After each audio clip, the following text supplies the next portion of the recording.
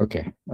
ముందుగా ప్రార్థన చేసుకొని హరి ఓం శ్రీ గురుభ్యో నమః. శుక్లాంబరధరం విష్ణుం శశివర్ణం చతుర్భుజం ప్రసన్నవదనం ధ్యాయేత్ సర్వవిఘ్నోపశాంతయే. గురుర్బ్రహ్మ గురుర్విష్ణుః గురుర్దేవో మహేశ్వరः గురుః సాక్షాత్ పరబ్రహ్మ తస్మై శ్రీ గురవే నమః. శ్రీరామ రామ రామేతి రమే రామే మనోరమే సహస్రనామ తత్తుల్యం రామనామవరాననే వామే భూమి సుతా పృశ్చ హనుమాంతశ్చ సుమిత్రాసుతः శత్రుఘ్నో భరతశ్చ పార్శ్వదర్యోః వాయవ్యాధి కోణేషు చ సుగ్రీవశ్చ విభీషణశ్చైవ రాస్తారాసుతో జాంబవాన్ మధ్యే నీల సరోజ కోమల రచిన్ రామం భజే శ్యామలం శ్రీరామం భజే శ్యామలం.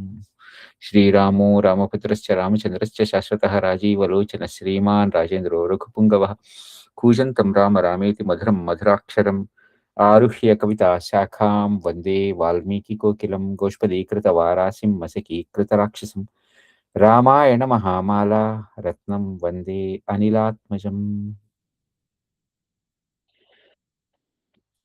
ఇవాళ మనం క్రితం వారం చెప్పుకున్నటువంటి అహల్య ఇంద్రుల కథ కొనసాగింపుగా అసలు మనస్సు అంటే ఏంటి? రాముల వారు కొన్ని ప్రశ్నలు వేస్తారు వశిష్ఠ మహర్షిని. ఆ ప్రశ్నల్లో మనస్సు అంటే ఏమిటి? నేను యాక్చువల్‌గా మనం ఆ టాపిక్‌లోకి వెళ్ళబోయే ముందర అసలు ఇప్పటిదాకా మనకి అర్థమైనటువంటి మనస్సు అనే మాటకి అర్థమైనటువంటి వివరణ ఏమి అయ్యుండొచ్చు? గంగాధర్ గారు మీరేమైనా చెప్పగలరా? రమణి గారు, మురళి. మనస్సు. ఎందుకు మనల్ని ఎందుకు ఆ మనస్సుని మనస్సు అని పిలుస్తాం మనం? మన మనస్సు అంటే అది మననం చేసేది. అందుకని మనంతే త్రాయతే ఏదో అంటారు కదా! దాన్ని ఏదో. అది మంత్రం అంటే నేను ఆ! మంత్రం అనే మాటకి అర్థం అది. మనస్సు అంటే ఓకే. ఓకే. హ్మ్. యాహ్! హ్మ్. త్రాయతి అంటే రక్షించేది అని. రక్షించేది. మనస్సు అంటే మననం చేసేది కదా! హ్మ్. మననం చేసేటి. మననం అంటే అంటే తిరిగి తిరిగి ఒక దాని గురించి ఆలోచిస్తూ ఉండే. ఎక్సలెంట్. మనం తిరిగి తిరిగి దాని గురించి ఎందుకు ఆలోచిస్తాం? హ్మ్. మళ్ళీ మళ్ళీ దానినే రాగం గాని, ద్వేషం గాని.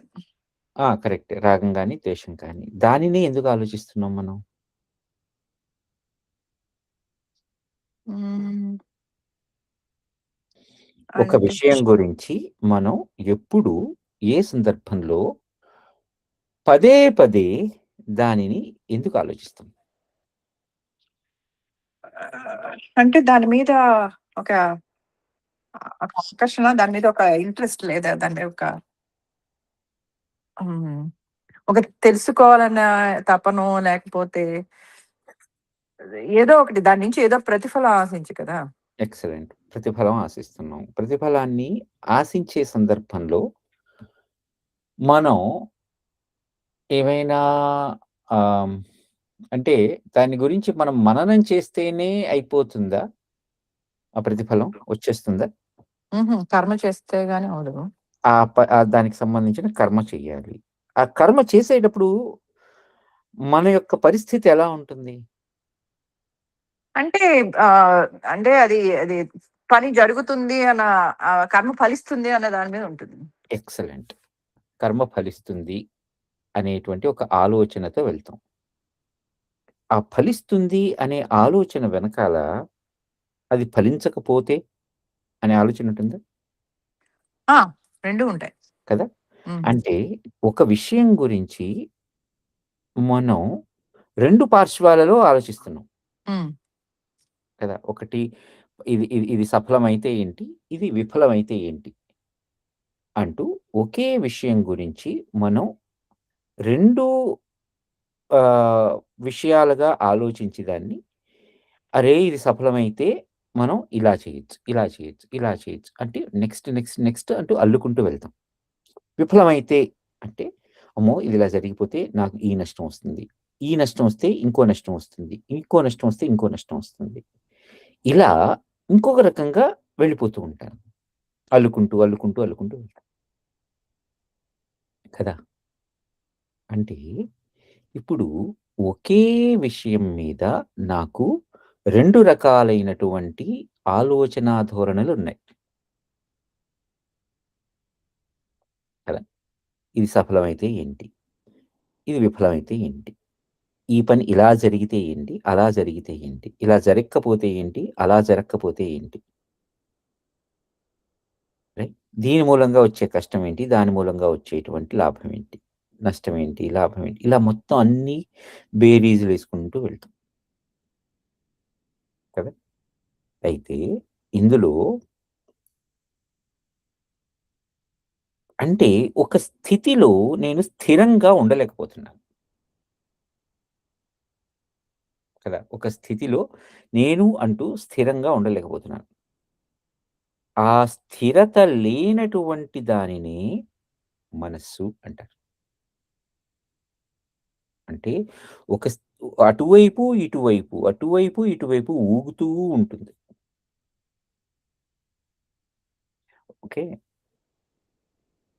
దీనికి ఈ ఊగేటువంటి దానికి మనం ఏమని చెప్తాం? ఆందోళన. ఆందోళన అంటే డోలాయమానమైనటువంటి స్థితి. అందుకని ఆందోళన అంటే ఆ డోలాయం అంటే ఊగేటువంటి పరిస్థితి. ఏది ఒక నిర్ణయానికి రాలేనటువంటి పరిస్థితి. దానినే మనస్సంటాం. ఎందుకంటే రాముల వారు ఒక ప్రశ్న వేస్తారివాళ. అసలు మనస్సు అనేటువంటి దాని యొక్క స్వరూపం ఏమిటి? అంటే దానిని ఎలా ఆలోచించాలి మనస్సు అనే దానిని? ఇవాళ మనం చాలా విషయాలకి చాలా ప్రాథమికమైనటువంటి కొన్ని కొన్ని నిర్వచనాలు చూడబోతున్నాం. రైట్. మనస్సు అసలు మనస్సు యొక్క రూపం ఏమిటి? అది అంటే ఈ ప్రపంచమంతా కూడా మనస్సు నుంచే జనించింది అని అంటుంటే, అంటే మానసికమైనదే అని అంటుంటే, మరి ఈ మానసికమైన దాని యొక్క రూపం ఏమిటి? మానసికంగా ఈ మానసికానికి మూలమైనటువంటి మనస్సు యొక్క రూపం ఏమిటి? ఇది రాములు వారు వశిష్ఠ మహర్షిని ప్రశ్న వేస్తున్నారు. హ్మ్.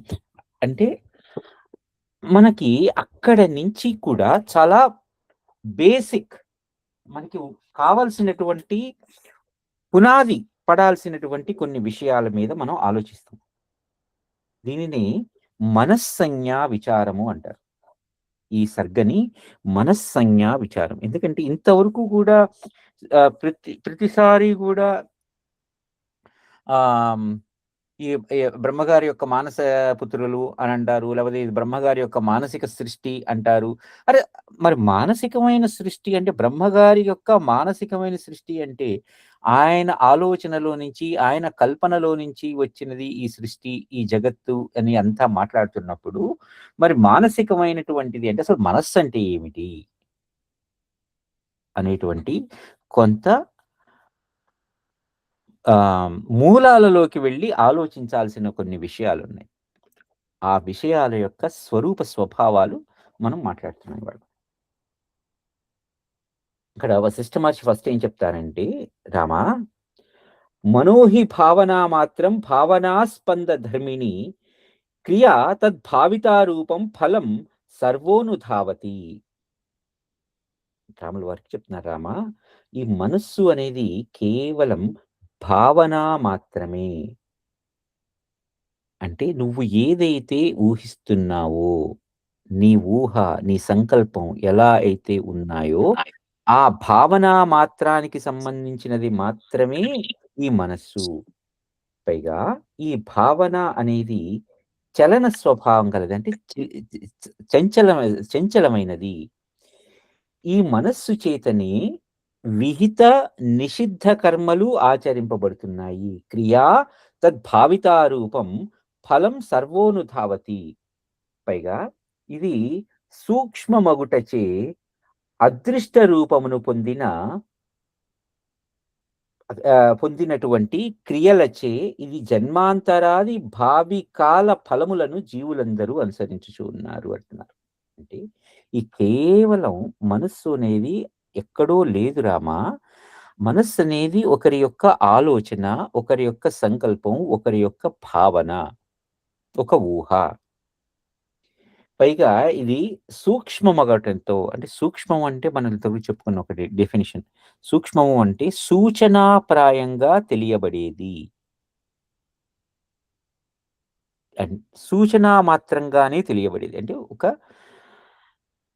సూచన ద్వారా అంటే ఒక గుర్తు ద్వారా మాత్రమే తెలియబడుతుంది. పైగా దీని మూలంగానే క్రియలు అన్నీ జరుగుతున్నాయి అనంటే, మరి రాములు వారు అడుగుతున్నారు, స్వామి విస్తరేణ మమ బ్రహ్మన్ జడస్యాప్యా జడాకృతే రూపమారూఢ సంకల్పం మనసో వక్తుమర్హసి. స్వామి, ఈ జడ చైతన్యాల రూపం గల మనస్సు యొక్క దృఢ సంకల్పాత్మకమైనటువంటి స్వరూపాన్ని విపులంగా చెప్పండి. అసలు ఈ మనస్సు అనేది జడమా చైతన్యమా? అంటే అది చేతనం అనుకుంటే చేతనం, జడం అనుకుంటే జడం. అదేంటి? ఒక వస్తువుకి ఇది అంటూ ఒక స్ ఒక ఒక డెఫినిషన్ ఉండాలి కదా! దాన్ని జడము అంటున్నాము, చేతనము అంటున్నాము. దానికి ఇది అంటూ ఒక నిర్వచనం ఏది మరి మనస్సుకి? అంటే మొట్టమొదటగా మనం అనుకున్నటువంటి ఏదైతే నిర్వచనం మాట అనుకున్నామో అంటే మనస్సు అనేది డోలాయమానమైనది. అటూ ఇటూ ఊగిసలాడుతూ ఉంటుంది. ఏది కూడా ఒక నిశ్చితమైనటువంటి నిర్ణయానికి అది రాలేదు. అలా రాలేకపోవటాన్నే మనం మనస్సు అనంటాం.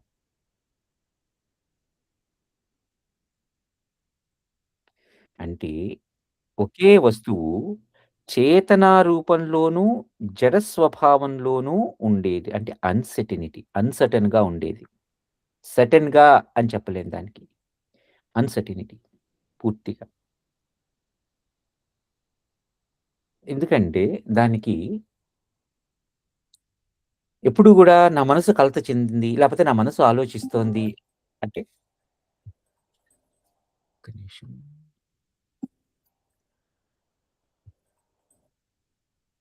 యాహ్! నా మనస్సు ఇది కల్పన చేసింది. ఈ కల్పనలో ఈ భావాలు ఆలోచిస్తోంది. ఈ భావాలలో కొన్ని ప్రకృతమైనవి భావాలుండొచ్చు. కొన్ని వికృతమైన భావాలు ఉండొచ్చు. అంటే ఒకే రకమైన స్థిరమైన అభిప్రాయం, స్థిరమైన భావం లేదు. అలా లేకపోవటమే మనస్సు. అది జడమైనది, చేతనము అయినది. అలానే సదసద్రూపమైనది. అంటే ఒకే సమయంలో సత్‌గాను ఉంటుంది. ఒకే సమయంలో అసత్‌గాను ఉంటుంది. ఇప్పుడు దీనికి ఒక చిన్న ఉదాహరణగా చెప్పాలి అంటే, మనం గడియారంలో ఉండేటువంటి పెండ్యులం అనుకుందాం. ఓకే. అది స్థిరంగా ఉందా? పైన వేళ్లాడదీసిన చోట అది స్థిరం. మరది చంచలంగా ఉందా? ఎల్లప్పుడూ ఊగిసలాడుతూ ఉంటుంది.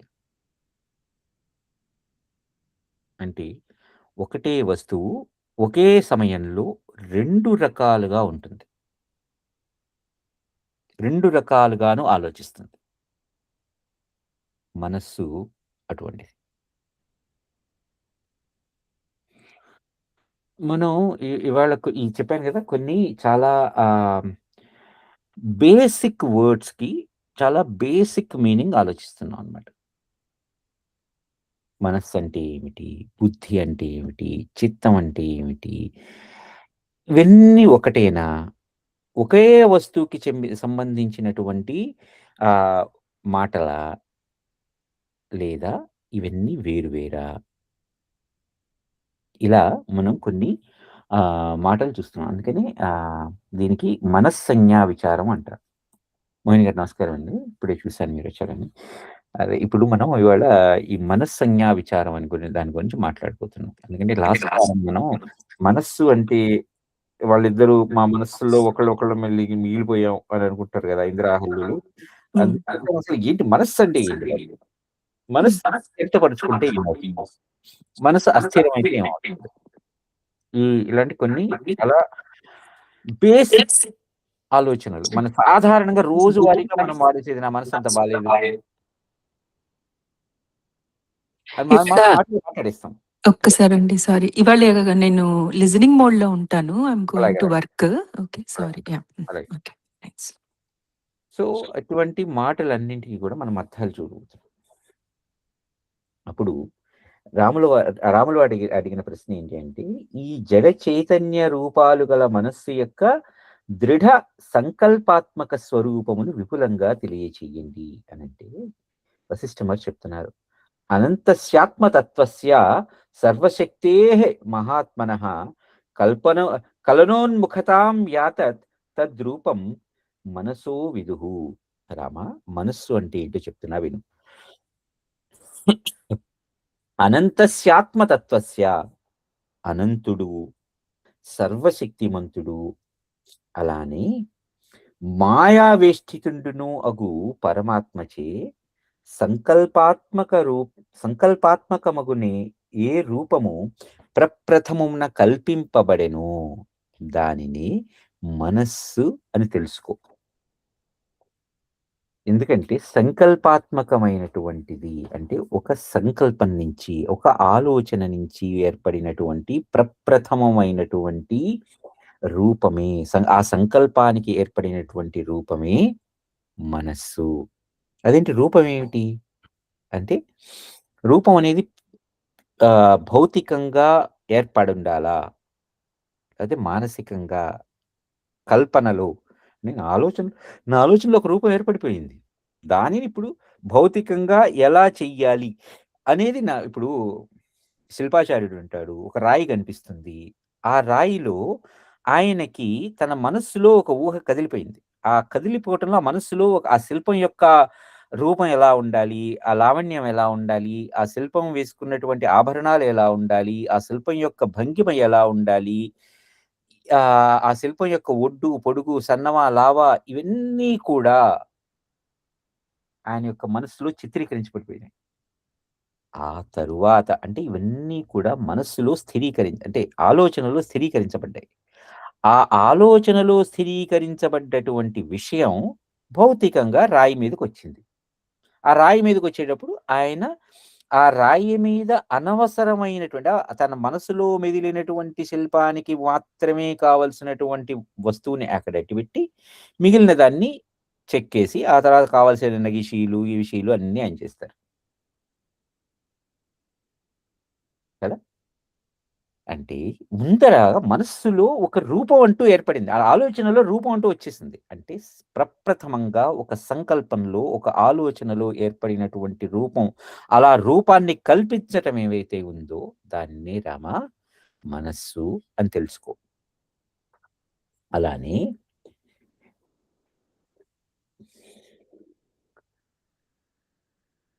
నాహం వేదావభాసాత్మ కుర్వాణోస్మీతి నిశ్చయః తస్మాదేకాంత కలనః తద్రూపం మనసో విదుః. ఇలా మనస్సు అనే మాటకి చాలా చాలా నిర్వచనాలు చెప్తున్నారు. చిద్రూపమై భాషించేటువంటి ఆత్మయందు నేను ఎరుంగను, నాకు తెలియదు అనేటువంటి ఒక ప్రతీతి, మరొక ఆలోచన. అలానే అకర్తయందు కర్త అనేటువంటి ఒక వ్యవహారాన్ని దేనిచే కల్పిస్తున్నదో అది మనస్సు. ఒక ఆత్మయందు నాకు తెలియదు, ఈ విషయం నాకు తెలియదు అంటే ఏకాత్మకమైనటువంటి ఒక విషయంలో మొట్టమొదటగా నాకు తెలియదు అంటే నేను అనేటువంటి ఒక ఆలోచన వచ్చింది అంటారు. మళ్ళీ నేను భాగవతంలోకే వెళ్తున్నా. ఆ భాగవతంలో మనకి సృష్టి ఆరంభంలో మనకి బ్రహ్మగారు చెప్పినటువంటి మాట, నేను ఎక్కడున్నాను అనే ఆలోచన ఎక్కడొచ్చింది ఆయనకి అంటే, నేను ఎక్కడున్నానో నాకు తెలియదు అనే ఆలోచనలో నుంచి ఇప్పుడు నేను ఒక్కడినే ఉన్నానా అనే ఆలోచనకి వెళ్ళి, ఆ ఆలోచనలో నేను మొత్తం అంతా చుట్టుపక్కలంతా కలియతిరిగి చూశాను. చీకటి తప్పితే నాకు ఏమీ కనిపించలేదు. అలా కనిపించకపోవటంలో నేను విన్న ఒక శబ్దంలో తపా తపా అనే శబ్దంలో నాకు ఎవరో తపస్సు చేసుకోమనేటువంటి ఆలోచన చెప్తున్నారు. సో, ఆ ప్రకారం నేను తపస్సు చేసుకుంటున్నాను. తపస్సు చేయడానికి కూర్చున్నాను అని ఇంత వివరణలో అంటే ఆయన ఒక్క మాటే అంటారు. కాపోతే ఆ మాట వెనకాల ఇంత వివరణ ఉంది మనకి. ఇంత ఆలోచన అంటే నాకు ఎవరో తెలియదు. నేను ఎవరో తెలియదు. నేను కర్తనా? అకర్తనా? నేను చేసేవాడినా? లేక చెయ్యక మిన్నకుండేవాడినా? ఇటువంటి ఆలోచనలు అన్నీ ఎక్కడ కలుగుతాయంటే ఒక డోలాయమానమైన స్థితి. రామా! ఆ డోలాయమానమైన స్థితిని కల్పించేటువంటిదే మనస్సు. అంటే కల్పనాత్మికయా కర్మశక్త్యా విరహితం మనః నా సంభవతి లోకేస్మిన్ గుణహీనో గుణీ యథా. అంటే గుణాలు లేనటువంటి ఎటువంటి గుణాలు లేనటువంటి గుణి అంటే గుణాలు కలిగినటువంటి వాడు ఉండనట్లుగా. అంటే ఇది ఒక పారాడాక్స్ లాగా. వాళ్ళు వాడిలో ఏ గుణాలు లేకపోవటమే వాడిలో గుణం అని అన్నాననుకోండి. ఇప్పుడు వాడిలో గుణం ఉన్నట్టా? లేనట్టా?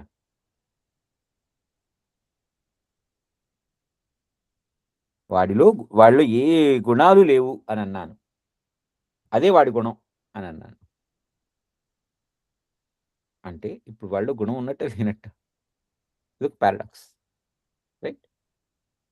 అంటే మళ్ళీ అక్కడ ఒక డోలాయమానమైన స్థితికొచ్చేసింది. ఇది మనస్సు. ఇలా జగత్తున స్పంద స్వభావం కలిగి అంటే స్పందించటం. స్పందించటం అంటే వైబ్రేట్ అవ్వటం. వైబ్రేట్ అవ్వటం అంటే ఒకవైపు జరిగి మరలా ఇమ్మీడియేట్‌గా ఇంకొక వైపు జరిగిపోవటం. ఇప్పుడు ఒక తీగ వీణ మీటేటప్పుడు తీగని నేను కిందకి లాగి వదిలితే అది కిందనే ఉండిపోతుందా? పైకి వెళ్తుందా? పైకి వెళ్ళి మళ్ళా కిందకొస్తుంది. మళ్ళా పైకెళ్తుంది. ఇలా వైబ్రేట్ అవుతూ ఉంటుంది. కదా! వీణ చే వి వి అప్ అంటే ఆ వైబ్రేషన్‌తోనే ఒక శబ్దం వచ్చింది. రైట్? ఆ శబ్దాన్ని నేను ఆ మీట మీద అటు ఇటు ఎలా నొక్కుతూ ఉంటానో, ఆ నొక్కడంలో దానికంటూ ఒక శబ్దాన్ని ఆహ్, జనింపజేస్తోందది. అంటే ఈ జగత్తున స్పంద స్వభావం కలిగినటువంటి కల్పనాత్మకమైనటువంటి కర్మశక్తే మనస్సు.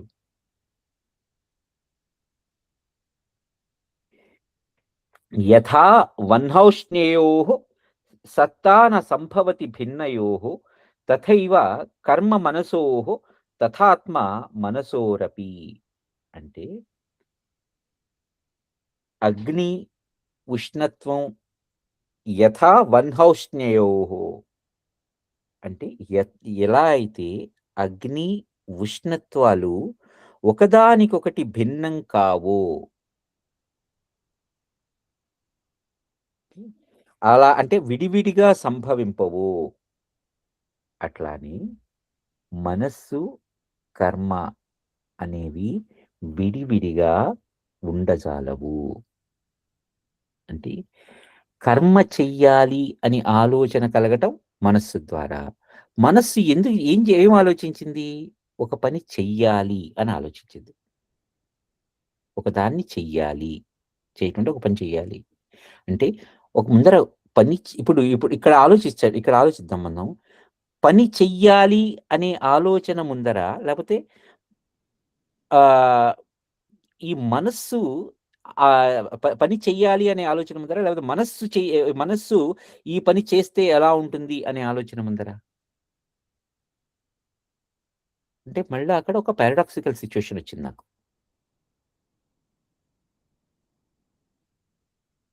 అంటే ఒక మరలా అక్కడ ఇది స్థితి అని ఇది స్థిరమైనది అనేటువంటి ఒక ఆలోచన లేనటువంటిది మనస్సు కదా. సో ఇక్కడ యాక్చువల్గా అందుకనే మనం మనహ అనే మాటకి కూడా మనం కొంచెం అర్థం చేసుకున్నాం. మా అంటే లేనిది,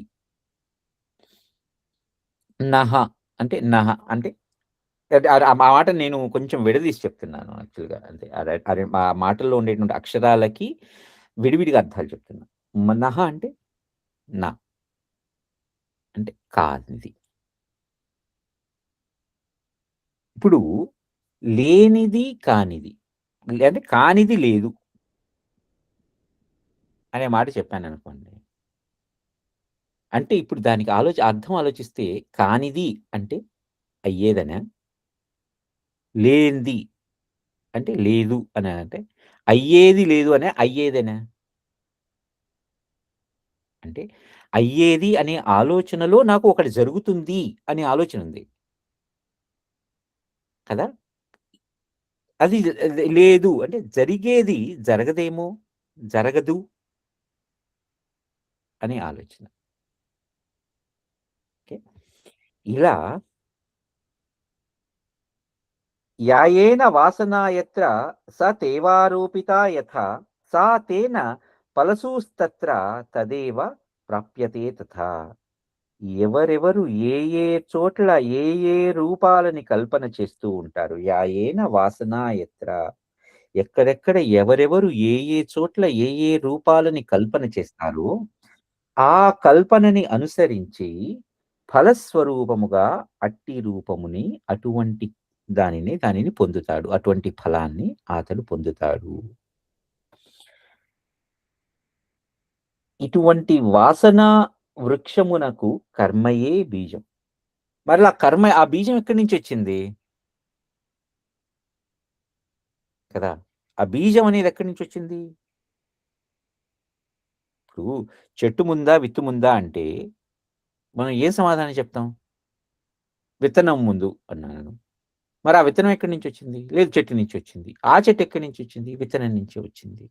ఇలా చెట్టు ముందా విత్తు ముందా అనేటువంటి ప్రశ్నలో సమాధానం ఏమని చెప్పగలం? ఎలా అయితే సమాధానం మనం ఇది నిశ్చితంగా అని చెప్పలేమో అది మనస్సు. నిశ్చితత్వం లేకపోవటం మనస్సు. మనో యదనుసంధత్తే తత్కర్మేంద్రియ వృత్తయః సర్వాః సంపాదయంత్యేతే తాతస్మత్ కర్మ మనస్మృతం. అంటే మనస్సు చింతించిన దానినే కర్మేంద్రియములో నొచ్చును కావున అక్కడ మళ్ళా మనస్సే కర్మ అవును. ఇప్పుడు నా చెయ్యి ఉందండి. నా చెయ్యి నేను స్థిరంగా చూస్తున్నాననుకోండి. రైట్. ఆ చెయ్యి ఏదైనా పని చేస్తుందా?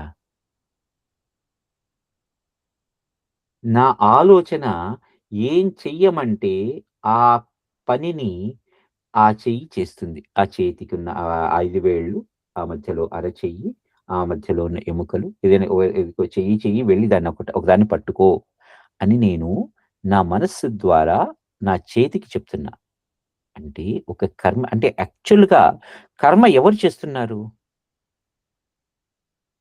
మనస్సు చేస్తుంది. మరి మనస్సు ఫిజికల్‌గా చేస్తోందా? చెయ్యి చేస్తోంది. అంటే కర్మ అనేది ఇప్పుడు ఎవరికి ఆపాదించాలి నేను?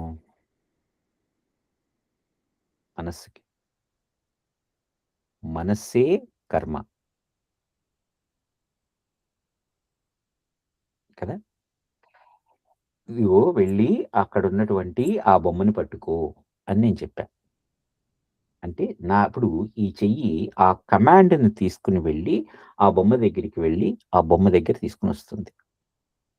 కాపోతే ఇదంతా గూడా ఇదిగో చెయ్యి ముందర వెళ్ళి నువ్వు వెళ్లి తీసుకో అని చెయ్యికి చెప్తున్నానా? చెయ్యి అప్పుడు మాట విని అవును నేను వెళ్ళొస్తాను అని చెప్పి అప్పుడెళ్తుందా? లేకపోతే నా ఆలోచన లోపలే అది వెళ్ళిపోయి ఆ బొమ్మని అలా తీసేసుకొని వచ్చి నాకు చూపిస్తుంది. కదా. ఇది మనస్సు అంటే. మనస్సు కర్మ వేరు వేరు కావు, రెండు ఒక్కటే.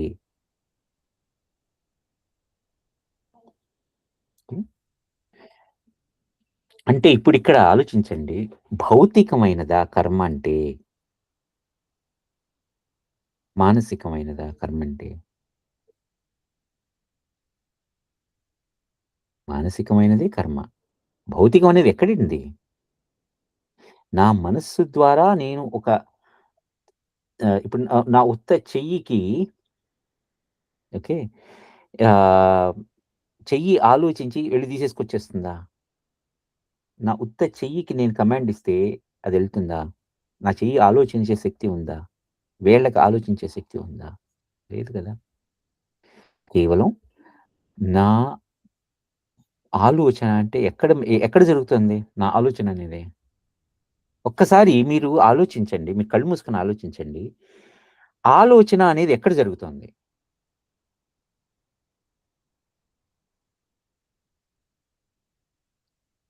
మ మ మెదడులోనా? మెదడనేది గూడా ఒక కేవలం ఆహ్, ఒక జడమైనదే. నా ఆలోచన నేను ఇలా మామూలుగా సాధారణంగా మనం ఏం చేస్తాం, ఆలోచనరా ఆలోచన అంటాను. అంటే ఆ సమయంలో నేనేం చేస్తున్నాను, నా బుర్రను తట్టుకుంటున్నాను. అంటే అక్కడ జరుగుతోందనా? ఏముంది ఇక్కడ నా తలలో పుర్రె, ఆ పుర్రెలో ఇంత గుజ్జు. అంతే కదా. దానిలో ఉన్నటువంటి చేతనం ఏదైతే ఉందో అది చెప్తోంది. అంటే ఇప్పుడు సూచనప్రాయంగా, సూక్ష్మంగా ఉన్నటువంటి ఆ వస్తువు చెప్తోంది నాకు. కదా. అప్పుడు పరాయాః సంవిదో బ్రహ్మన్నేతాః పర్యాయవృత్తయః కల్ప్యమాన కల్ప్యమానని చిత్రార్థాః కథం రూఢిముపాగతాః. అప్పుడు రాములు వారు అడుగుతున్నారు. రామా స్వామి, ఈ శుద్ధ చైతన్యము యొక్క ఈ విచిత్ర కాల్పనిక పర్యాయ వృత్తులు రూఢిని ఎట్లా పొందాయి? మరి ఘనత్వాన్ని ఎట్లా పొందాయి? రాములు వారు అడిగిన ప్రశ్న ఏంటి? ఓ మునీంద్ర, శుద్ధ చైతన్యము యొక్క ఈ విచిత్ర కాల్పనిక పర్యాయ వృత్తులు ఎట్లు రూఢిని పొందినవి? అంటే ఇప్పుడే అనుకున్నాం మనం. ఇప్పుడు నా చెయ్యి వెళ్లి పని చేసొచ్చింది అంటే, దానికి ఆ చేతికి వెళ్ళాల్సిన కమాండు నా బుర్రలో నుంచి వెళ్ళింది. నా బుర్రేనా మరి? అంటే నా బుర్రలోనే ఆలోచించి చెప్తున్నానంటే, నా బుర్రలో ఏముంది దానికి కమాండ్ ఇవ్వడానికి? అంటే కేవలం గుజ్జు. ఓ పుర్రె లోపల ఓ గుజ్జు. మరి అవి భౌతికమైనవేగా. దానికి సంబంధించి మరి దానిలో ఆ చేతనం ఎక్కడొచ్చింది? ఒకసారి ఆ చేతనాన్ని చూపించండి అంటే ఎవరైనా చూపించగలరా? ఉన్నది అని చెప్తాం. చూపించమంటే లేదు అంటాం. అంటే ఒకే సందర్భంలో ఉన్నది లేనిదయింది. లేనిది ఉన్నదయింది. ఎందుకంటే లేనిది ఉన్నదయిందంటే అది ఆలోచించి దానికెళ్ళి చెప్తోంది. వెళ్లి తీసుకురా చెయ్యి వెళ్ళి ఆ బొమ్మనందుకో అని చెప్తోంది. అంటే ఒకే సందర్భంలో అది ఉన్నది ఉన్నట్లయింది. లేనిది అయినట్లయింది. అయితే రాములు వారు అడిగిన ప్రశ్నకి మరి స్వామి, ఈ శుద్ధ చైతన్యము యొక్క ఈ విచిత్ర కాల్పనిక వృత్తులు ఎట్లా వచ్చాయి? అంటే వశిష్ఠ మహర్షి సమాధానం ఏంటంటే, గతేవ సకలంకత్వం కదాచిత్ కల్పనాత్మకం ఉన్మేషరూపిణీ నానా తదైవ హి మనస్థిత. రామా, శుద్ధ చైతన్యము ఎప్పుడు అవిద్యచే కలుషితమైనట్లున్నదై స్ఫురణ రూపమును కలిగి వికల్పముచే అనేక రూపములను చెందును, అప్పుడయ్యది మనస్సు అని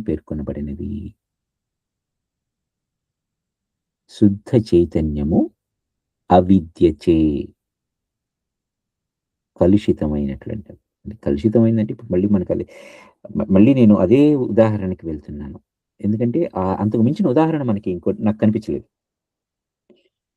ఎందుకంటే ఆ ఉదాహరణలోనే మళ్ళీ ఏకమాత్రంగా ఉన్నటువంటి వస్తువులో అహం అనే ఆలోచన పొడచూపి, నేను అనే ఆలోచన పొడచూపి, ఆ నేను ఎవరో తెలుసుకుందాం అనేటువంటి ఆ సందర్భంలో అంటే ఇక్కడ నేను హం అనేటువంటి ఆలోచన నుంచి అహం అనేటువంటి ఆలోచన ఉద్భవించినప్పుడు అది అవిద్య.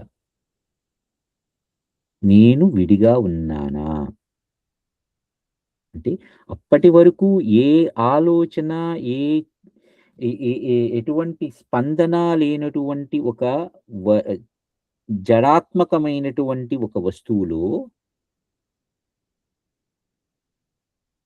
అహం అనేటువంటి మరొక ఆలోచన కలిగిందో అక్కడ ఆ ఆలోచన కలిగి ఉన్నదై అది అనేక రూపాలను చెందింది. ఆ చెందటంలో అక్కడ అది ఆ స్ఫురణ, ఆ కల్పన ఘనీభవించింది. రూఢి అయింది అంటే ఘనీభవించింది అని. ఇప్పుడు నేను ఉన్నాను. ఒక ఈ సృష్టి అంతా కూడా ఏదీ లేనప్పుడు ఏకమాత్రంగా ఉన్న వస్తువునై ఉన్నాను నేను. ఆ నేనులో నేను అనే ఆలోచన లేదు. ఉన్నదంతా కూడా కేవలం ఒక శూన్యమైనటువంటి అంటే ఏ ఆలోచన లేనటువంటి ఒక వస్తువు. అందులో అహం అనేటువంటి ఆలోచన వచ్చింది. ఇప్పుడు నేను అనే ఆలోచనలో నుంచి వచ్చిన తర్వాత నేను ఎలా ఉన్నాను అనే ఆలోచన వచ్చింది నాకు. సో, ఆ ఆలోచనలో నేను ఒక కల్పన చేశా. నేను అలా ఉంటాను అనే ఆలోచనలో నుంచి ఓకే. నాకు ఇంత ఎత్తు ఉన్నది. నేను ఇంత పొడుగున్నది. ఇంత వెడల్పైనది. ఇగో ఈ తల ఇలా ఉన్నది. ఈ దేహం ఇలా ఉన్నది. ఈ కాళ్ళు, చేతులు ఇవన్నీ ఎక్కడి నుంచొచ్చినాయి? అంటే ఇంత వికల్పాత్మకమైనటువంటి ఆలోచనల నుంచి వచ్చినాయి. అంటే ఇది కల్పన, వికల్పన 2. ఈ వికల్పం అంటే ఎంత విస్తారమైనటువంటి విడివిడిగా ఆలోచించగలిగేటువంటి కల్పన. అది వికల్పన. మొట్టమొదట నాకు ఫస్ట్ నేను అనే ఆలోచనొచ్చింది. నేను ఎవరు అని తెలుసుకుందాం అనే ఆలోచనొచ్చింది. నేను ఎవరో తెలుసుకుందామని చుట్టూ చూశాను అనే ఆలోచన కలిగింది. చుట్టూ చూశాను అంటే దేనితో చూశాను? ఓహో! నాకు దృష్టి ఉన్నది అనే ఒక ఆలోచనొచ్చింది. ఆ ఆలోచనలో ఈ దృష్టితో నేను చూడాలి కాబట్టి అంటే అప్పుడు నాకు ఫస్ట్ దృష్టి కల్పించబడింది. ఈ దృష్టి కల్పించబడినప్పుడు నేను ఎలా జీవిస్తున్నాను అనే ఆలోచనొచ్చింది. ఈ ఎలా జీవిస్తున్నాను అనే ఆలోచనలో నాకు మళ్ళా ఇదిగో స్పందన ఉన్నది అనే ఆలోచన వచ్చింది. ఆ స్పందనలో నాకు ఆహ్, భౌతికంగా అనే ఆలోచన వచ్చింది. ఆ భౌతికమైనటువంటి ఆలోచనలో గుండె ఏర్పడింది. ఈ గుండె ఎలా స్పందిస్తోంది? అంటే ఇలా ఒక్క చిన్న విత్తనం అహం అనేటువంటి విత్తనం ఇప్పుడు చిన్న విత్తనం నేలలో పడితే, ఆ నేలలో నుంచి అది చీల్చుకుని, ఆ నేలని చీల్చుకుని పైకి వచ్చి, ఒక చిన్న మొక్కయ్యి, ఆ మొక్క నుంచి చిన్న చెట్టయ్యి, ఆ చెట్టు మరొక ఎంత విస్తారమైనటువంటి వృక్షంగా ఊడలు దిగిపోయి, తనని తాను అంత గట్టిగా మళ్ళీ భూమిలోకి పెట్టేసుకొని, తను ఎంత స్థిరంగా నిలబడిపోతుందో, ఒక చిన్న విత్తనమే. రైట్. అంత పెద్ద మర్రి చెట్టుకి కూడా విత్తనం అనేది ఇంత చిన్నగా, చిన్న ఆవగింజలో సగం అంత కూడా ఉంటుందో ఉండదో. అంత విత్తనమే. అంత విత్తనంలో ఎంత పెద్ద చెట్టుందో ఆలోచించండి. అంటే కేవలం ఒక అహం అనే ఆలోచనలో నుంచి ఎంత విస్తారమైన కల్పన చేయబడింది. రకరకాలుగా ఊహలెళ్ళిపోయినాయి. రైట్. ఆ రకరకాలైనటువంటి ఊహలలు, ఆ కల్పనలలో నేను ఎంతగా విస్తరిల్లిపోయా. అంటే అంటే ఇప్పుడు ఈ అంతగా విస్తరిల్లిపోవడానికి కారకమైనటువంటిది ఇదేది? అహం అనే ఆలోచన. ఆ అహం అనే ఆలోచనలో నాకు ఇంతగా అంటే మళ్ళీ ఆ ఆలోచన గట్టిపడింది. అనేకమైనటువంటి స్థితులని దాటుకొని ఆ ఆలోచన ఇంకా ఇంకా గట్టిపడింది. అంటే ఇప్పుడు నాకు మర్రి చెట్లు, రావి చెట్లు ఉంటాయి. అది ఊడలు దిగుతుంది. ఊడలు దిగినప్పుడు ఆ ఊడలు మళ్ళీ వెళ్ళి ఆ నేలలోకి వెళ్ళి ఆ ఊడలంటే ఏమిటి? వేళ్ళే కదా! కొమ్మల నుంచి మళ్ళీ నేలలోకి పాదుకునేటువంటి వేళ్ళు. ఆ చెట్టుకుండేటువంటి వేళ్ళు. ఆ ఊడలంటే. కదా! అవి వెళ్ళి మళ్ళీ ఆ నేలలో ఉండే సారాన్ని ఇంకా గ్రహించి అది మళ్ళీ ఇంకా ఇంకా చెట్టు విస్తరిల్లుతూ ఉంటుంది. అంటే నా ఆలోచనలు ఎన్ని రకాలుగా వెళ్ళాయో అన్ని రకాలుగా మళ్ళీ ఊడలు అంతే రకంగా దిగినాయి. దిగి ఇంకా ఇంకా విస్తరిల్లిపోయాయి. అది రాములు వారికి చెప్తున్నారు. రామా! ఎప్పుడైతే ఈ శుద్ధమైనటువంటి చైతన్యం అవిద్యని పొందిందో ఓకే. అప్పుడు ఇది అనేకానేక రూపాలని చెందుతూ ఉంటుందో, అప్పుడది మనస్సు అని పేర్కొనబడుతోంది. పైగా అప్పుడు ఆ మనస్సు అనేది ఆ పదార్థాల యొక్క పూర్వోత్తర వికల్పాలను నిశ్చయిస్తూ, ఈ వస్తువు ఇట్లానే ఉన్నది అని బట్టి దాని యొక్క విశేషమైనటువంటి రూపాన్ని సమర్థిస్తుందో, అది అప్పుడు చిత్తము అనబడుతోంది. ఓకే. ఇవన్నీ మనకి చాలా మనం సాధారణంగా వాడేస్తూ ఉంటాం మాటలు. మనస్సంటే ఏంటి? చిత్తం అంటే ఏమిటి? బుద్ధి అంటే ఏంటి? ఆత్మ అంటే ఏమిటి? తర్వాత కర్మ అంటే ఏంటి? కల్పన అంటే ఏంటి? ఇవన్నీ కూడా ప్రకృతి అంటే ఏంటి? వికృతి అంటే ఏంటి? ఇవన్నీ కూడా. ఇవాళ దానికి సమాధానం.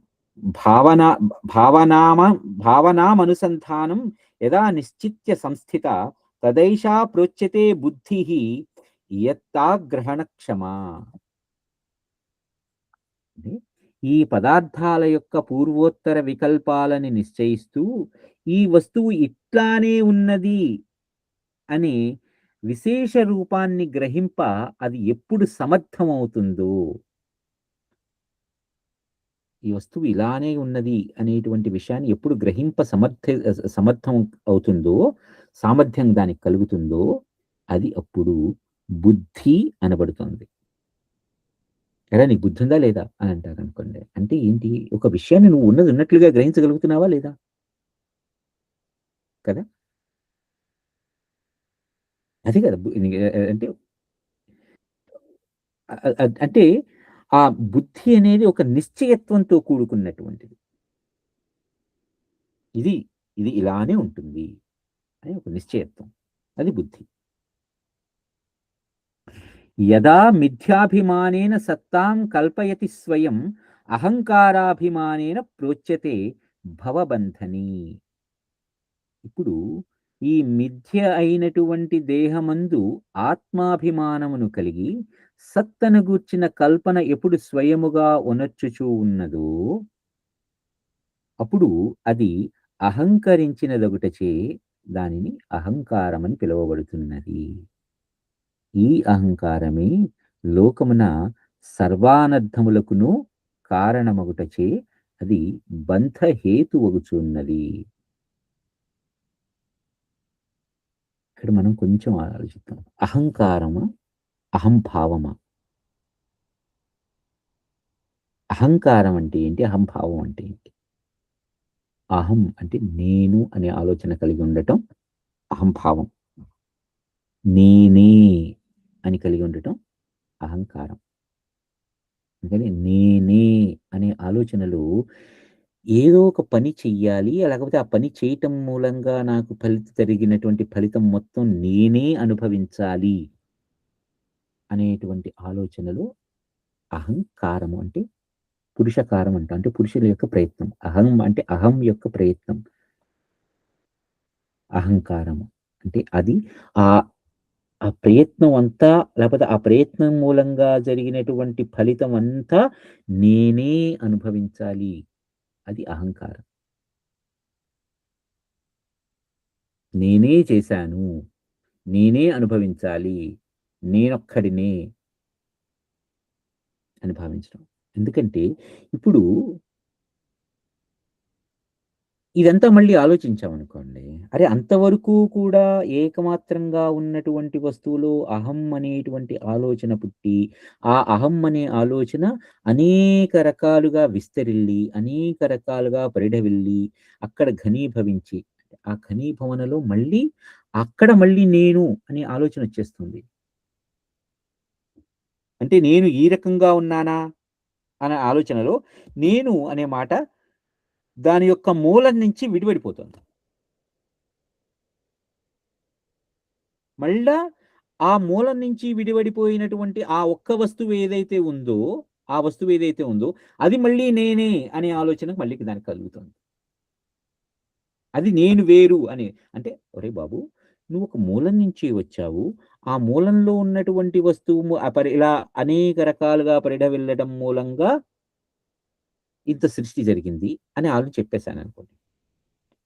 ఆ అంత సృష్టిలోనూ మళ్ళా నేను అనే వస్తువు ఉంది గదా! ఆ వస్తువు ఆ సృష్టిలో ఇంకొంచెం భాగం మాత్రమే నేను అని అనుకుంటుంది. అప్పుడు మళ్ళీ దానికంటూ ఒక సొంత బౌండరీ, సొంత విస్తారం కలిగి ఉంటుంది. దాని యొక్క మూలం నుంచి విడివడిందది. అలా, అలా మూలం నుంచి విడిపోయి మళ్ళీ నేనే అని అనుకుంటుంది. మళ్ళీ ఆ నేనులో అంటే ఇప్పుడు మనం ఉన్నామండి. ఇది నా కుటుంబం అని అనుకుంటున్నాను. ఎందుకు నేను మూలం నుంచి విడివడిపోయాను. నేను, నా భార్య, నా పిల్లలు, నా ఇల్లు, నా తల్లిదండ్రులు, నా తమ్ముడు, నా తమ్ముడి యొక్క సంసారం ఇలా మాట్లాడుకుంటూ వస్తున్నాను. అంటే నేను అనే మాట నా ఆ మూలం నుంచి విడివడిపోయి నేను, నా భార్య, నా పిల్లలు, నా తల్లిదండ్రులు, నా తమ్ముడు, వాడి కుటుంబం ఇలా అంటే నా అంటే ఇంకా దాని యొక్క ఆ నేను యొక్క ఆహ్, మూలం నుంచి విడివడిపోవటం అనేది ఇంకా సంకోచం చెందుతుంది. అంటే ఇంకా కుచించుకుపోతుంది.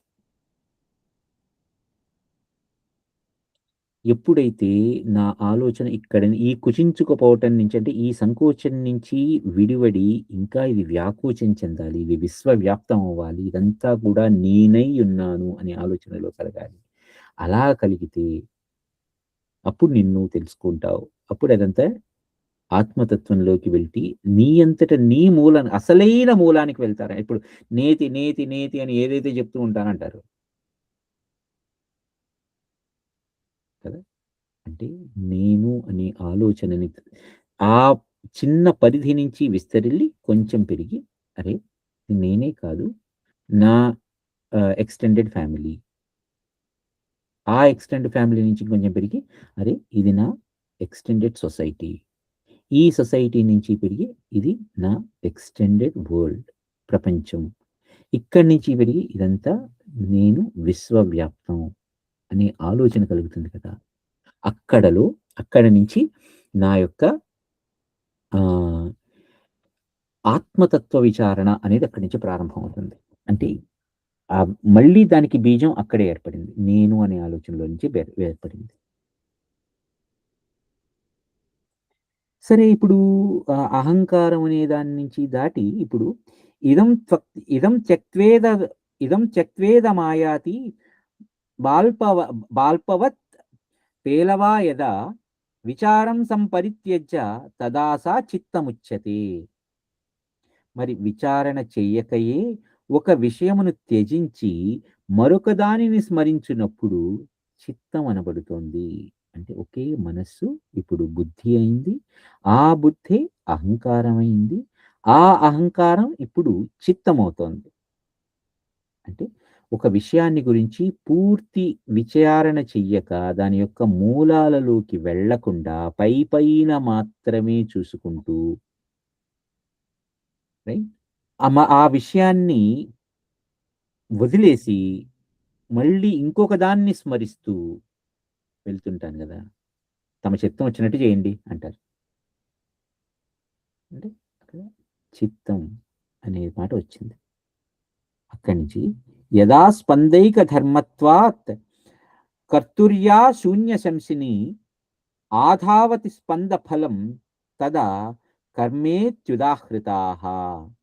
అంటే ఇప్పుడు ఆ చిత్తము యొక్క స్పందనమే, ఆ చలనమే ముఖ్య ధర్మంగా కలిగి ఉన్నప్పుడు ఆ సద్వస్తువునే గోచరింపచేయుచు స్పందరూప ఫలమగు కర్త యొక్క శరీరావయవాదుల యందును దేశాంతమును చేర్చుటకై ప్రవృత్తమగునప్పుడు అది కర్మము.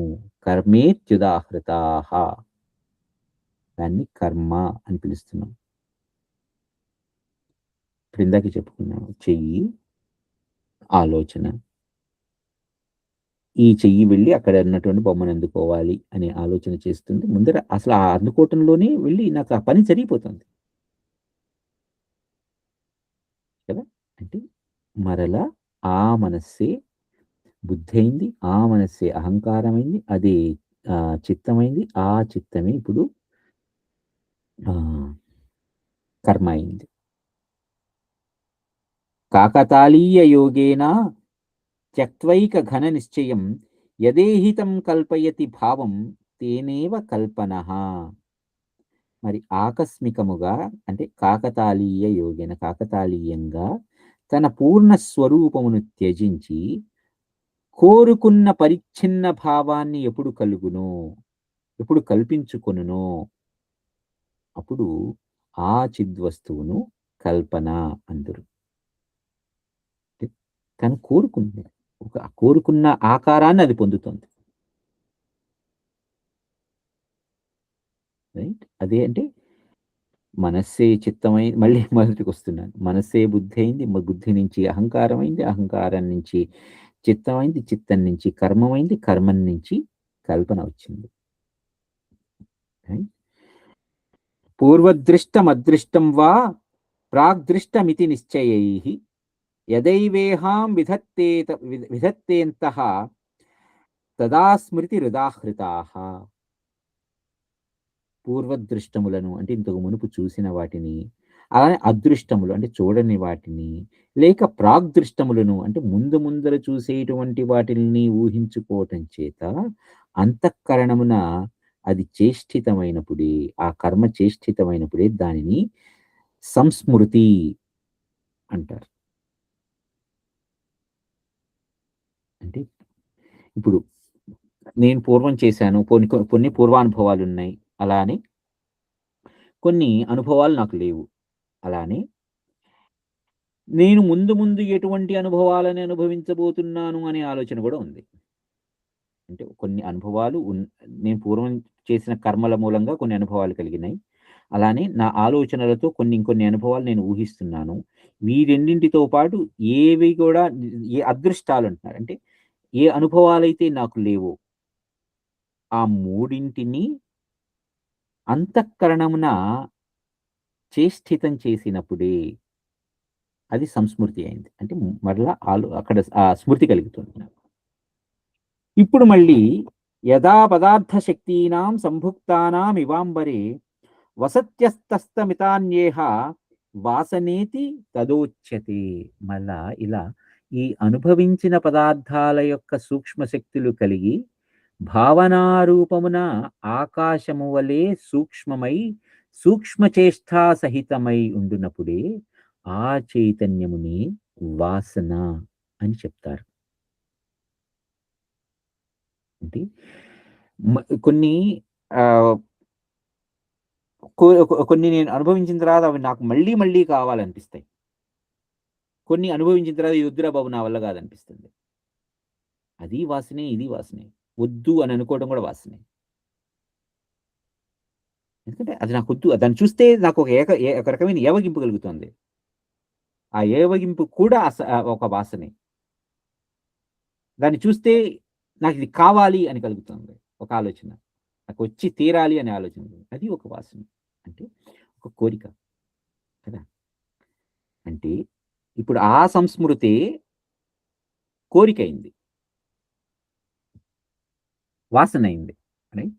అలానే అస్యాత్మతత్వం విమలం ద్వితీయా దృష్టిరంకిత జాతాహ్య విద్యమానైవ తదా విద్యేతి కథ్యతే. ఇప్పుడు ఆ ఆత్మతత్వం ఒక్కటియే సత్యమైనది, ద్వైత దృష్టి అవిద్యచే కలిగినది, యథార్థముగా దృశ్య ప్రతీతి త్రికాలముల యందును సత్యము కానిది. అంటే కంటికి కనిపించేది ఏదైతే ఉందో భౌతికంగా అది సత్యమైనది కాదు. ఇట్టి జ్ఞాన రూపమున ప్రకాశించినప్పుడు ఆ సంవిదాత్మయే విద్య అని పేర్కొనబడుతున్నది. తదా విద్యేతి కథ్యతే. అంటే దాని గురించి ఇంకా తెలుసుకుందాం. విద్య అంటే తెలుసుకోవటం. విత్ అనేటువంటి ధాతువు నుంచి వచ్చినట్టు. విత్ అంటే తెలుసుకుంటాం. ఆ ధాతువుకి మనం నామవాచకం అయా మన యా అని చేస్తాం. సరిగా యా అని చేర్చినప్పుడు ప్రత్యయాన్ని చేస్తాం కదా మన సంస్కృతంలో. ప్రత్యయం అంటే ఒక ధాతువుని నామవాచకంగా చెప్పాలి అని అన్నప్పుడు దానికి సంబంధించి ఇప్పుడు మనకి మన్ అనే దానికి అస్ అనేది చేరిచే మనస్సు అయింది. అలానే భజ అనే దానికి అక్తి అనే దాన్ని చేరినప్పుడు ప్రత్యయం చేరినప్పుడు అది భక్తి అయింది. అంటే ఒక క్రియకి నామవాచకంగా మార్చాలి అంటే దానికి ఒక ప్రత్యయం కలుపుతాం. అది అంటే ఇక్కడ కూడా విత్ అనేటువంటి దానికి అంటే తెలుసుకోవాలి అనేటువంటి కోరిక కలగటం అది విద్య. అలానే స్ఫురత్యాత్మ వినాశాయ విస్మారయతి తత్పదం మిథ్యా వికల్పజాలేన తన్మలం పరికల్ప్యతే. మరి ఆత్మని మరుగుపరిచి దానిని విస్తరింపజేయునప్పుడు దానిని విస్తరింపజేయునప్పుడు ఆ ఆవరణ శక్తి ప్రాధాన్యత్వముచే మలమనియు మిథ్యారూప వికల్పములచే పలువిధ విక్షేపములు కలుగజేయునప్పుడు విక్షేప శక్తి ప్రాధాన్యమున అది విస్మృతి అనియు అది వ్యవహరింపబడుతుంది.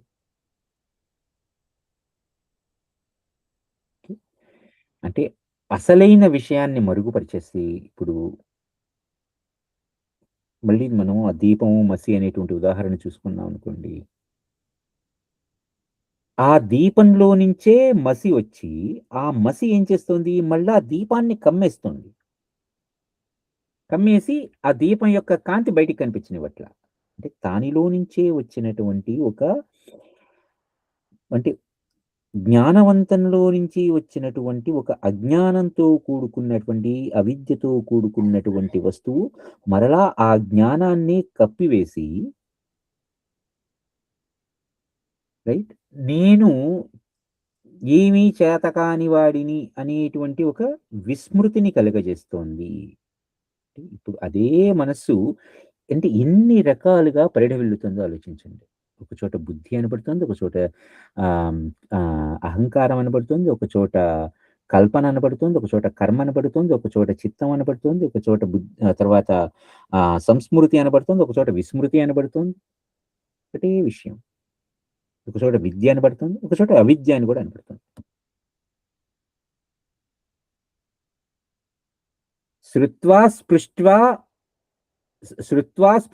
చ దృష్ట్వా చ భుక్త్వా ఘాత్వా విమృశ్య చ ఇంద్రమానందయత్యేష తేనేంద్రియమతి స్మృతం. ఇందాక మనం ఉదాహరణ చెప్పుకున్నప్పుడు ఏకమాత్రంగా ఉన్నటువంటి వస్తువులో అహం అనేటువంటి ఆలోచన వచ్చి తర్వాత నేనెవరు అనేది చూశాను అంటే ఒక దృష్టి అనే ఒక ఇంద్రియం వచ్చింది, ఒక జ్ఞానం ఏర్పడింది. ఆ తర్వాత నాకు చుట్టూతా నీరు ఉన్నది అని అంటారు. అంటే ఒక స్పర్శ కలిగింది నాకు, అంటే ఒక త్వక్ అనేటువంటి ఒక ఇంద్రియం ఏర్పడింది. రైట్. ఆ తర్వాత తప అనే శబ్దాన్ని విన్నాను అంటే అక్కడ శృతి అనేటువంటి మరొక ఇంద్రియం ఏర్పడింది. అక్కడ నుంచి నేను తపస్సు చేసుకోవడానికి ఏదో చూస్తుంటే అక్కడ ఏదో కమలం కనిపించింది అనిపించింది అంటే అక్కడ ఒక ఘ్రాణం వాసన ఏర్పడింది. అంటే ఇలా పంచభూతాత్మలతో ఏర్పడినటువంటి పంచ తన్మాత్రలతో కూడినటువంటి ఒక దేహం ఏర్పడుతుంది. అంటే ఇవన్నీ కూడా ఈ ఇంద్రియాలకి సంబంధించినటువంటి ఈ భోగాలని అనుభవించడానికి సంబంధించినటువంటి కొన్ని విషయాలు ఆ అహంలోకి కూరుతున్నాయి. వీటిని ఇంద్రియాలు అని అంటాం. అంటే ఇప్పుడు ఆ అహంలోనే ఏర్పడినటువంటి ఆలోచనలతో ఏర్పడినటువంటివి ఇవన్నీ ఇంద్రియాలు. అంటే ఇప్పుడు ఇవన్నీ కూడా ఇంద్రియాలు అనేవి కూడా అహం నుంచి వచ్చినవి కదా. ఈ పంచతన్మాత్రలు, పంచ జ్ఞానేంద్రియాలు, అలానే కర్మ చేయడానికి నాకు ఈ కాళ్ళు చేతులు, ఈ భౌతికమైనటువంటివి ఇవన్నీ కూడా మళ్ళా ఆ అహం నుంచే వచ్చినవి కదా. ఇప్పుడు సర్వస్య దృశ్య జాలస్య పరమాత్మన్య లక్షితే ప్రకృతత్వేన భావానం లోకే ప్రకృతిరుచ్యతే. ఇలా దృశ్యముచే అలక్షితమైనటువంటి పరమాత్మయందు ఉపాదానము కంటే అన్యముగాని కర్తృరూపత్వమును కలిగి ఉండుటచే అది ప్రకృతి అనబడుతోంది. అంటే కారణత్వంతో కూడుకున్నటువంటిది.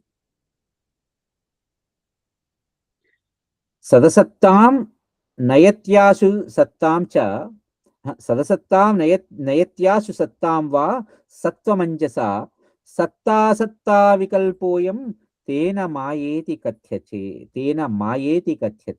ఇప్పుడు దీన్ని మాయా అంటున్నారు. ఏమని? సదసత్తాం నయత్యాసు సత్తాం అంటే సత్యాన్ని మిథ్యగా, మిథ్యాన్ని సత్యంగా తోపింపజేయటం అవ్వటం చేత, పైగా అది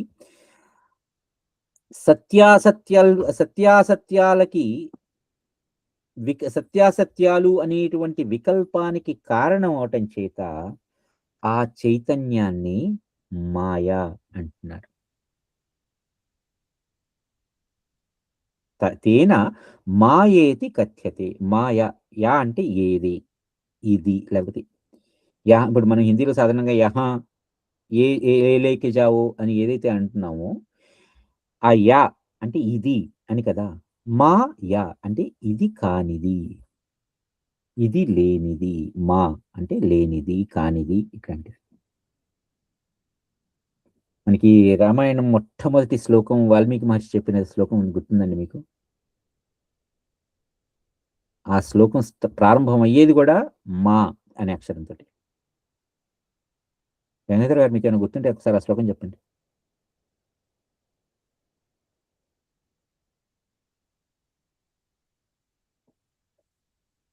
పుణ్య గారు, మోహిని గారు, ఒకసారి ఆ శ్లోకం మీకు గుర్తుంటే. వాల్మీకి మహర్షి నోటి నుంచి వచ్చినటువంటి మొట్టమొదటి శ్లోకం మా అనే అక్షరంతో వస్తుంది. మా నిషాద ప్రతిష్టాత్వం అగమ శాశ్వతీ సమాహ యత్క్రౌంచ మిథునాద్యేకం అవధీ కామమోహితం. ఓ నిషాదుడా చెయ్యవద్దు, మా నిషాద, ఓ నిషాదుడా చెయ్యవద్దు, అగమ శాశ్వతీ సమాహ యత్క్రౌంచ మిథునాదేకం అవధీ కామమోహితం. ఒకదానితో ఒకటి ఎంతో ఇష్టపడి ఒకదానితో ఒకటి కూడుకున్నటువంటి ఆ జంట పక్షులని ఓ నిషాదుడా వేటాడవద్దు. మా అంటే మానే అయితే వద్దు, కాదు అనేటువంటి కొన్ని నెగిటివ్ సందర్భాలను చెప్పేటప్పుడు మా అని అంటాం.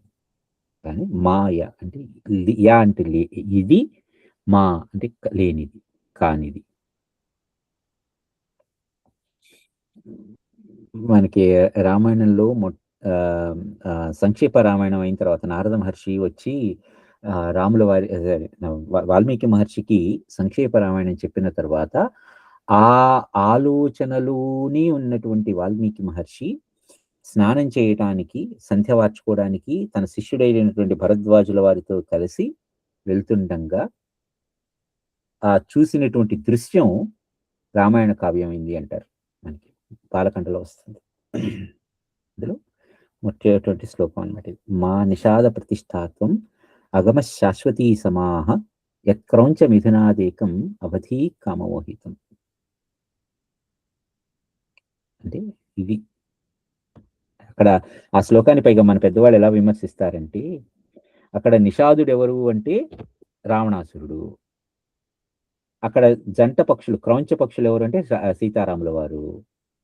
వాళ్ళిద్దరినీ ఓ నిషాదుడా, ఒరే వేటగాడా చెయ్యొద్దు, వాళ్ళని విడగొట్టద్దు, వాళ్ళని విడివిడిగా చేయకు అని ఆ శోకం నుంచి శ్లోకం వచ్చింది అంటారు. అందుకని సరే, ఇక్కడ ఇందాక మా అని అంటుంటే నాకు ఎందుకు ఆ శ్లోకం గుర్తొచ్చింది. సరే, ఇప్పుడు మాయా అని అంటే ఒకే పదార్థం ఎలా విస్తరిల్లిందో చూడండి, మాయ కిందకి ఎలా వచ్చింది. అలానే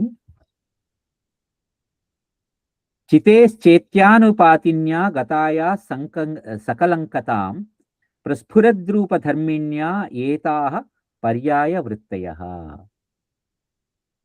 ఈ చైతన్యానికే రామ అనేకమైనటువంటి పర్యాయ పదాలు ఉన్నాయి, నామాంతరాలు ఉన్నాయి.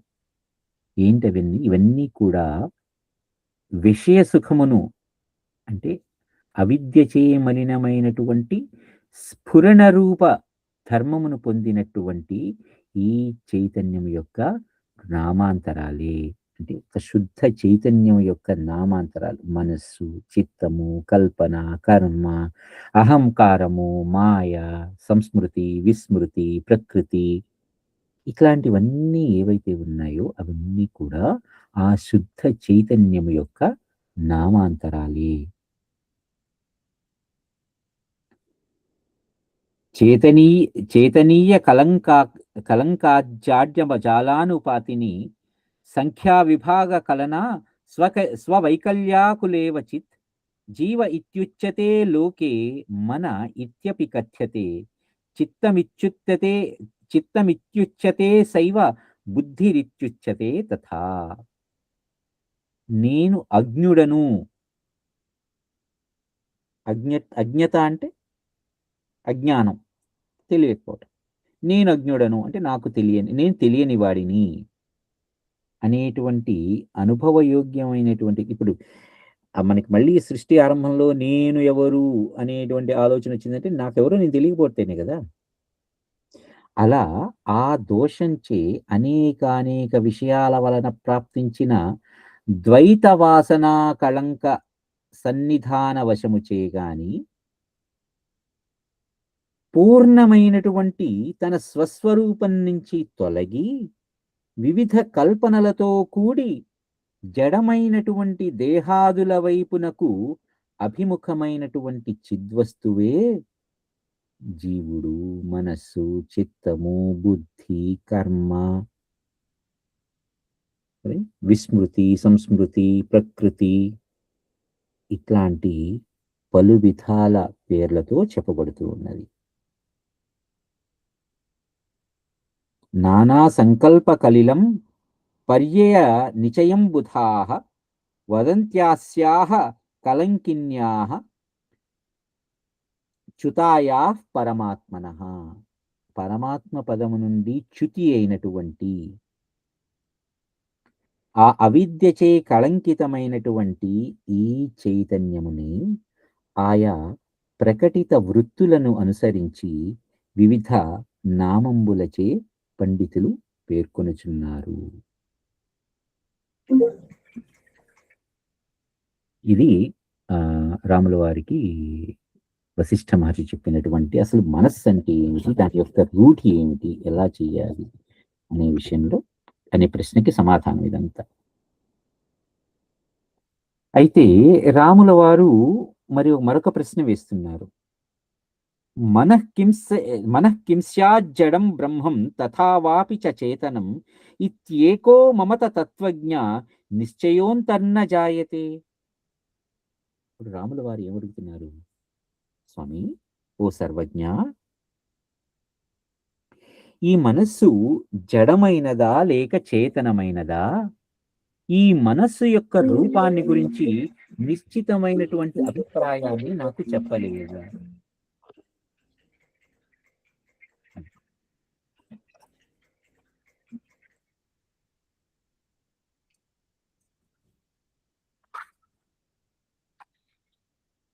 ఈ మనస్సు అనేటువంటి దాని యొక్క నిశ్చితమైన అభిప్రాయాన్ని నాకు చెప్పండి. అది ఆ నిశ్చయం నాకు కలగటం లేదు అంటే మనం ఇందాకే చెప్పుకున్నాం, మనస్సు అనేది జడచేతనాత్మకమైనది. ఒకే సమయంలో జడంగాను ఉంటుంది, ఒకే సమయంలో చేతనంగాను ఉంటుంది అని చెప్పుకున్నాం. అంటే ఒక రకమైన అన్సర్టనిటీతో కూడి ఉంటుంది. రైట్. మనోహి న జడం రామ నాపి చేతనతాంగతం మ్లానా జడా తదా దృష్టి మన ఇత్యేవ కథ్యతే. రామ, మనస్సు జడము కాదు, అలా అని చేతనము కాదు. ఇది ఉభయ రూపమగుటచే జడ చేతనాలలో ఏది కాదు. యథార్థముగా ఇది సంసార దశయందు ఉపాధి దోషముతో కూడినటువంటి చైతన్యము, అంటే ఉపాధి దోషంతో కూడినటువంటి చైతన్యమే మనస్సు అని చెప్పచ్చు. పైగా ఇది సత్ కాదు, అసత్ కాదు. ఎట్లా అంటే ఇందాక అనుకున్నాం, ఒక చిన్న పెండ్యులం లాంటిది పైన తాడుతో కట్టేస్తాను, అక్కడ స్థిరంగా ఉంది. కానీ అది పెండ్యులం ఏం చేస్తుంది, ఊగుతూ ఉంటుంది. అంటే ఒక చోట స్థిరతతో కూడినటువంటిది, ఒక చోట అస్థిరంగాను. అంటే ఒకే వస్తువు ఒకే సమయంలో స్థిరత్వంగాను ఉన్నది, అదే సమయంలో జడత్వం అస్థిరంగాను ఉన్నది, కదులుతూ ఉన్నది. మనసు అది. మనం ఇవాళకి ఇక్కడ ఆగుదామండి.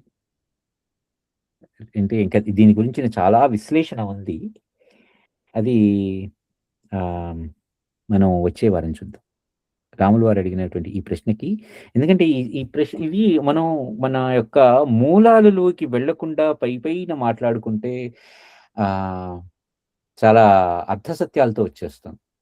అలా కాకుండా అందుకని కొంచెం మూలాలలోకి వెళ్ళి ఆ మూలం యొక్క అర్థాన్ని మనం సమగ్రంగా విచారించుకుని అప్పుడు వెళ్తే మనకి ప్రాపర్గా అంటే ముందర మనకి చాలా విషయాలు చెప్తూ ఉంటారు కదా, అక్కడ మనం ఇవన్నీ కూడా ఆ విషయాలన్నీ కూడా చాలా సంక్లిష్టంగా ఉంటాయి. వాటిని మనం చాలా తేలికపరుచుకుంటూ వెళ్ళచ్చు.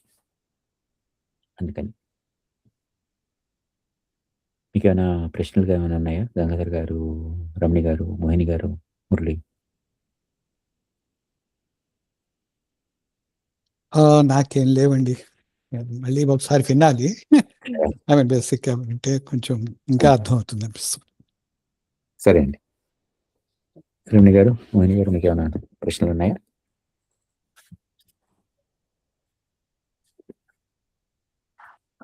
లేదండి. గంగాధర్ గారు అంటుంది మధ్యలో ఆన్ అండ్ ఆఫ్ లో అటు ఇటు ఉన్నాను. నేను వినాలి. నేను విని బహుశా నెక్స్ట్ వారం ఏమైనా క్వశ్చన్స్ ఉంటాయి. నెక్స్ట్ వారం ఐ థింక్ ఆదివారం ఫైన్. ఓకే, సరే అండి. మోహిని గారు, మీరు ఏదో అనుభూతున్నారు? హలో,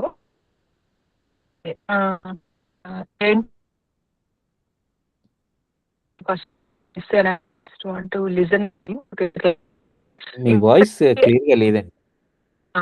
మీ వాయిస్ క్లియర్ గా లేదు. సరే అలాగే సరే అండి. అయితే ఇప్పుడు లేదండి, లేదు. సరే అండి. Okay, bye. బాయ్ గంగాధర్ గారు, మురళి. జై శ్రీరామ్. అందరికీ జై శ్రీరామ్. జై శ్రీరామ్ అండి.